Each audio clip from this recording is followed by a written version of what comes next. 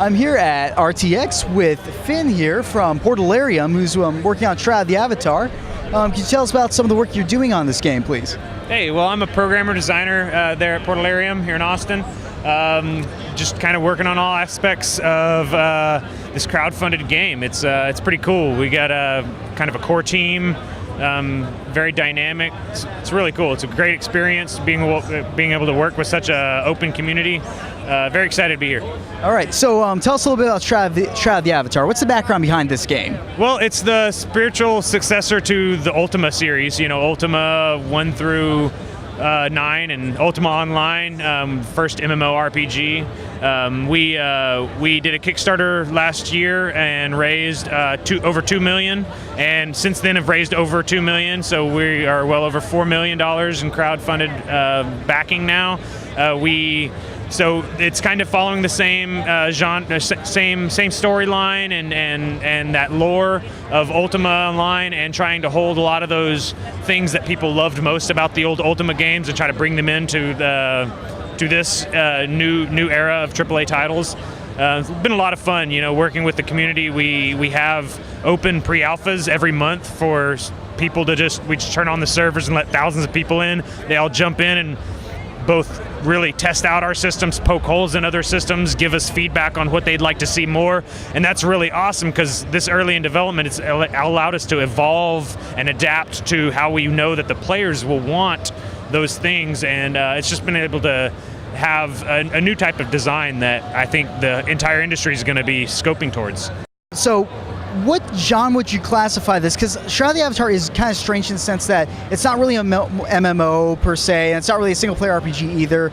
What would you say it is? Right. I mean, we have everything you'd want out of single-player RPG, but we also have a new type of multiplayer system, which we think is also revolutionary, which is we're calling it selectively multiplayer, which means that it adapts the way that you split up and that you group and the way you would naturally become into an instance with other players. It's adaptive based upon the way that you play. If you're the type of griefer that likes to run around and kill other players and spawn camp, well, chances are that you should be placed with other people that are really good at that, and you're going to have a good experience that way. But if you're the type of person that wants to craft and build out your castle and build a huge maze out of bookshelves, out of like 9,000 bookshelves like we had a player do last week, actually 8 players came together to build a huge maze. You know, those players that are like running away from the player griefers, well, naturally they should probably be synced in with other players that would be in a crafting guild, you know, and like they should adaptively group together. And not to say that you couldn't then gear yourself up and jump into that dude that killed you last month and find him and track him down. So I mean, so we have that ability to kind of build your type of player, and for that stuff to manage the data for you so that you can kind of get the best experience out of the game, and then as well as have the full single player experience and travel through those quests concurrently between single player and multiplayer mode, and get this knowledge about the game and the NPCs and stuff, and kill certain NPCs, which is cool too. You know, the ability to kill NPCs is kind of like, wait, how's that gonna work, you know? So approaching that question of how that's gonna work has been a really fun experiment. Yeah, I've heard that actually you guys have been trying to experiment with even the battle system, and the one that's currently there may not actually be the final system? Yeah, well, that's the cool thing about, you know, most games, whenever they're being built, they're kind of like, they don't really have a chance to have thousands of people playing the game and giving player feedback as a consumer until the game goes gold or even late beta. You know, and by then it's almost too late. They'll be lucky enough to get an update out for the game, you know.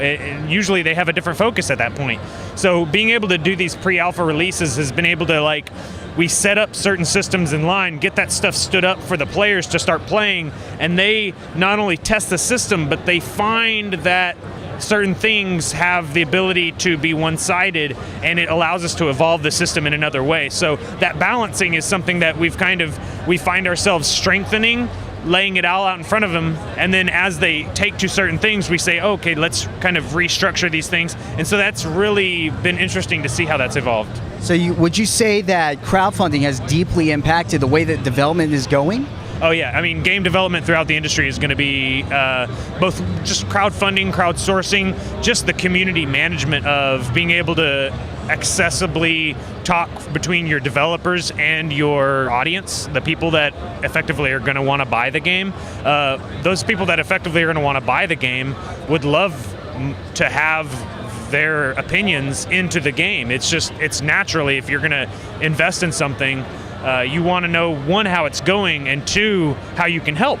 I mean, that's why you invested in it. So one of the things that we've been really excited about is just helping others find out how they can help, teach people how to fish. One of the things that we stand strong for is helping the game development community. We give back tools, we give back art, we try to train them in, or just give things back, just be completely open with our development in that, so they can have good, well-balanced questions back to us, and then we try to communicate back to them. So in a way, it's like the whole studio works for marketing, whereas a lot of studios are kind of have their hands tied to where they can't really get on and communicate with their target audience because it would be bad publicity. But for us, it's just the opposite. It's fantastic exposure, and it makes us build a well-rounded game, which is fun to build, So for people that aren't familiar with the Ultima series, is this going to be a good game for them to just be able to jump onto? Yeah, totally. It's got an awesome story written by Richard Garriott and Tracy, who is the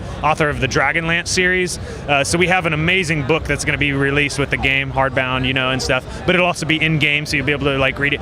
Awesomely written. I mean, it's just fantastic. It's like every time that they'll put out oh, here's the new chapter update, I'll just be like, oh yeah, I bring it home and read it on my tablet, and it's a good story. And so that was one of the things that early on made me really fall in love with the whole lore here is the story, is the characters that they've provided, and kind of the backstory behind the Ultima universe and how it's came to be. I've had so many people say that our game, they found out about it first, and because of what they heard about Ultima, they first played it. And certain things like Spoonie, or certain reviewers that are really awesome and great, provide great commentary, they would talk about our game and talk about the older cool things that they loved about Ultima. That got players that are below 20 or below 30 for that, playing Ultima, the original Ultimas, the old school versions that released in 81, 83, first game to come in a box. I mean, that's pretty cool. Fantastic. So this game's going to be available on PC? Yeah, PC, and the future holds more, as we'll see with the technology growth. But that's one of the cool things about being open source, crowdfunded, tech-driven team, is that as the technology changes, as the focus changes for the industry, we're able to adapt and not have to answer to a publisher. It sounds like a great experiment. Where can people find out more about Shroud of the Avatar? Well, you can go to shroudoftheavatar.com.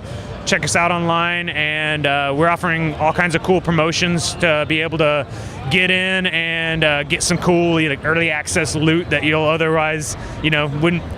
Fantastic. Thanks for your time, Finn. And that'll be it for this interview. Keep watching here on VGHL. Thank you.